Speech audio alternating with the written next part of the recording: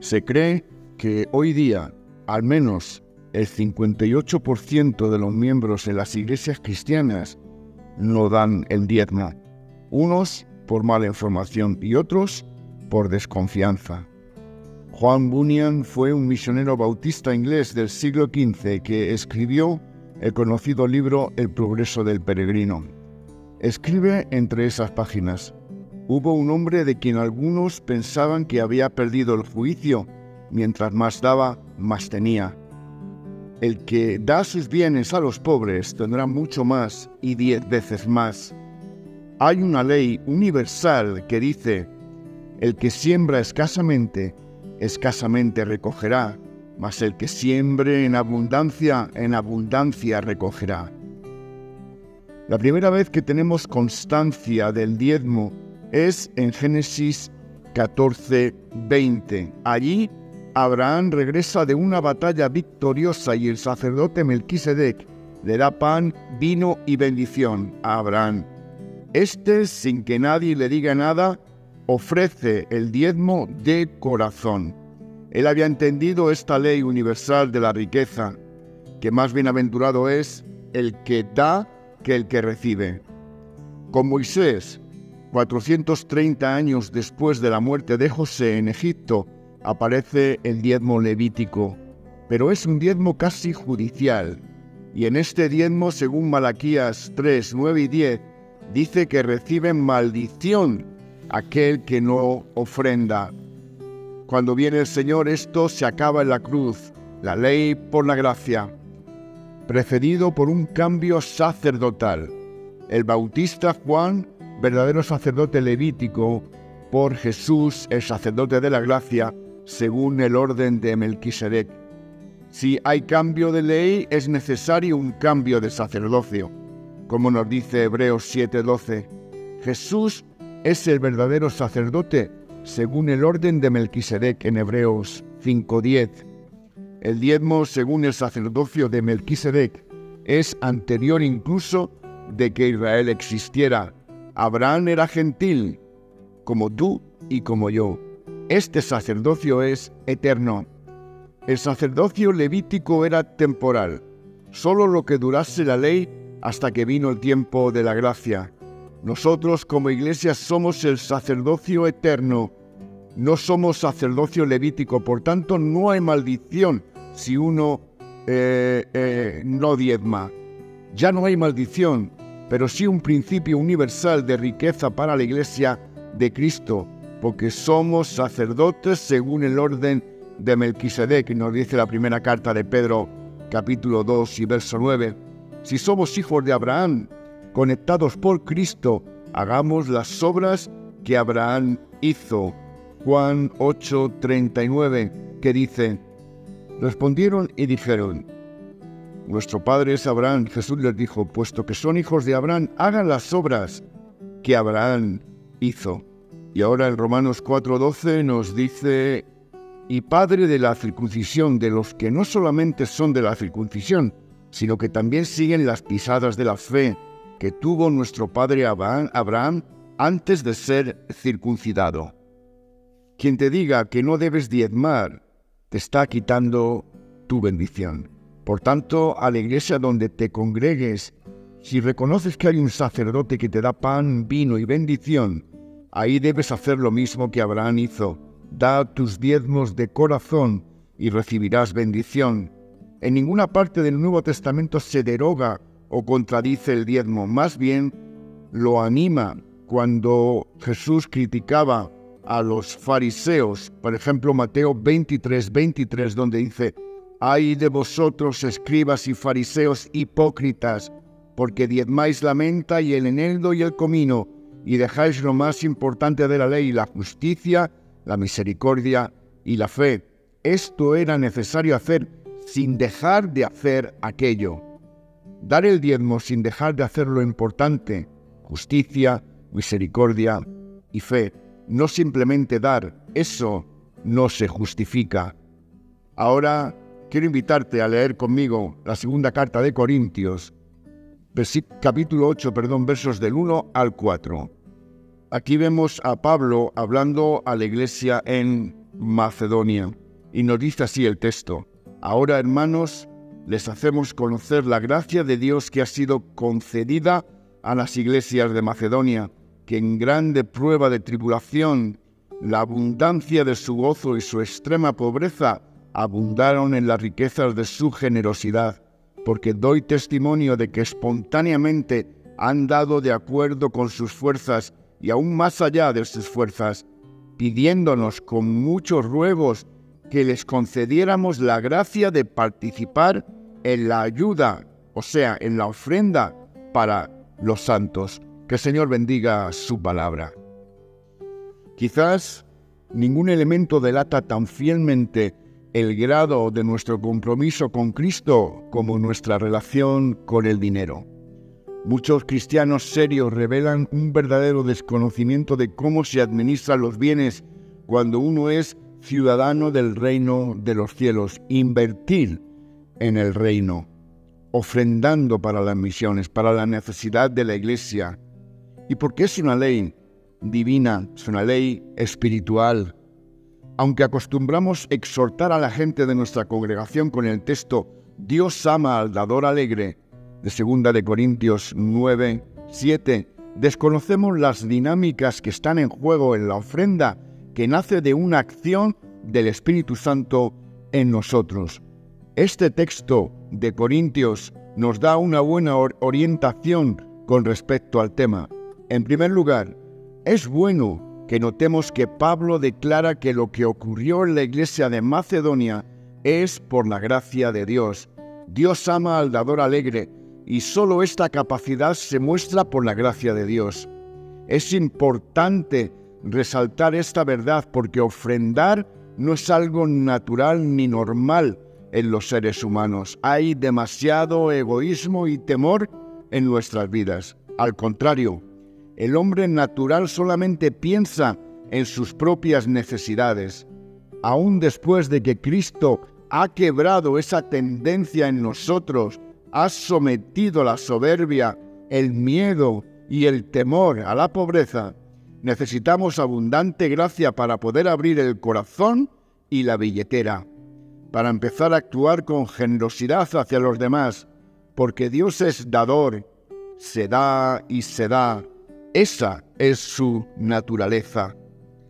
En segundo lugar, observemos que la iglesia de Macedonia, que es presentada como un modelo de generosidad en el Nuevo Testamento, está atravesando un tiempo de profundas tribulaciones, y es probable que esto fuera resultado de las persecuciones que la iglesia naciente sufría, cada vez con mayor violencia a lo largo y a lo ancho del imperio.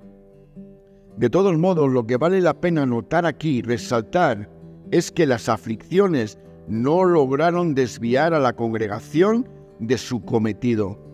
Quienes hemos pasado por profundas angustias sabemos cuán fácil es volverse en estas circunstancias completamente ciego a las necesidades de los demás y temer por el pan que escasee en casa, dejando nuestra fe y nuestra confianza por los suelos. En tercer lugar, vemos que ofrendaron en medio de una situación de profunda pobreza. Es en este punto que más notamos la diferencia con nuestras propias tendencias, pues cuando estamos pasando penurias económicas, una de las primeras cosas que sacrificamos es nuestra ofrenda, o sea, cerramos la mano. Los macedonios entendían que la mejor manera de combatir la amargura y el desazón que acompañan a la pobreza era con un espíritu de absoluta liberalidad, o sea, dar sin esperar nada a cambio. De este modo se aseguraron que el dinero no era lo que controlaba su felicidad ni su futuro, ni lo que les proporcionaba seguridad en la vida, sino ser una congregación confiada y agradecida en fe a la provisión de nuestro Dios.